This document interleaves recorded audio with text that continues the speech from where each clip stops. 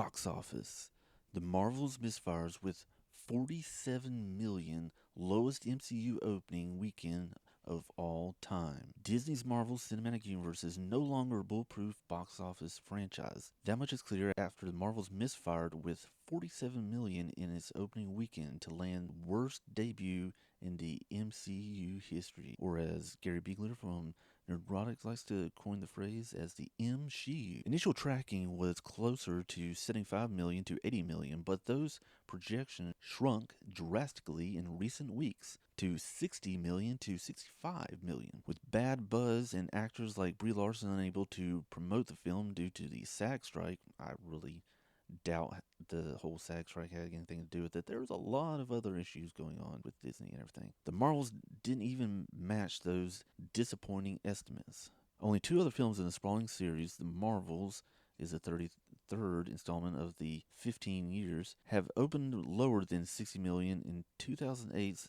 The Incredible Hulk with 55.4 million, and in 2015's Ant-Man with 57.2 million, non-adjusted for inflation. Although the MCU has been showing rare signs of wear and tear in its spandex, the franchise's other two big screen adventures to open this year. February's Ant-Man and the Wasp Quantumania, 106 million, and May's Guardian of the Galaxy Volume 3, 118 million, still managed to hit triple digits in their respective debuts.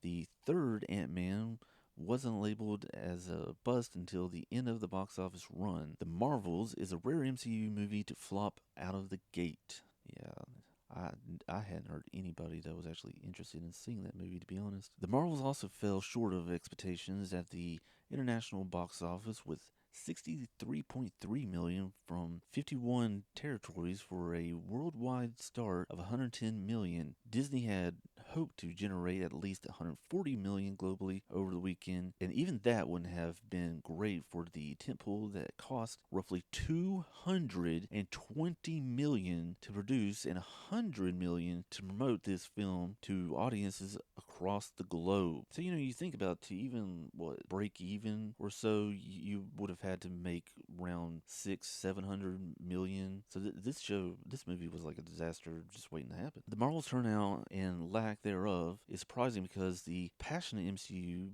fan base has turned even less embraced installments into box office winners. Audience flat out rejected the Marvels, so it'll likely struggle to rebound as the holiday season heats up with The Hunger Games. I don't think The Hunger Games movie's going to do well at all. Prequel, The Ballad of the Songbirds and Snakes, Disney animated Wish, and other family-friendly films in the coming weeks. This is an unprecedented Marvel box office collapse, said David A. Gross, who runs the movie consulting firm Franchise Entertainment Research. The strikes hurt the film's marketing, but that's not what's driving these numbers. The Marvels, directed by Nia DaCosta and co-starring Larson, Tiana Paris, and Ima Vellani, I am terrible with names, is the sequel to the 2019's billion-dollar blockbuster Captain Marvel. The follow-up film didn't come anywhere close to the heroic 153 million debut of its predecessor. However, Captain Marvel was advantageously released between two of the biggest movies of all time, 2018's Avengers Infinity War and 2019's Avengers Endgame, which made it appointment viewing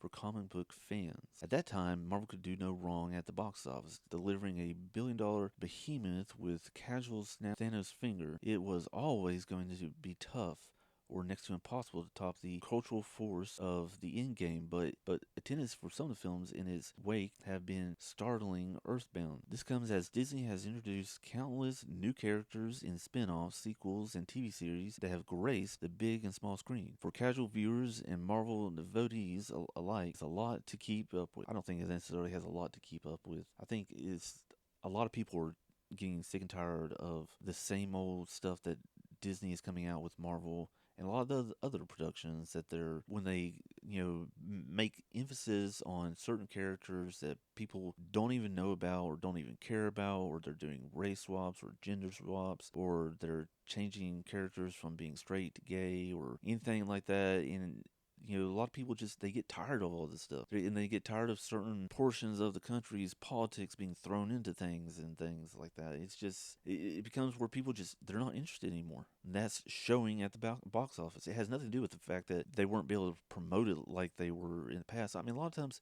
most people don't even pay attention to like the interviews with the actors or the junkets or anything like that. You should be able to use a trailer for a film and that be it. If you can't draw someone to your movie based on that trailer, then it's not going to work. And I know a lot of people, that's one of the reasons why they go see the movies. They see the trailer to get interested in, like, hey, I want to go see that. So if people aren't going to see it, then they already know that it's going to be bad. That they're disinterested in everything that Disney and the woke mob out there is producing these days. Since the pandemic, superhero films have been enduring simultaneous streaming, unimaginative and bad movies, and saturation on TV gross ads. Of course, also it could be coming from cringe things like this. Black Girl Magic! So I'm going to end it there. Tell me what your thoughts are. Did y'all go see the movie? Did you like the movie? Did you not go to see the movie? You have no desire to go see the movie. What are your thoughts on the direction on all these things? Do they just need to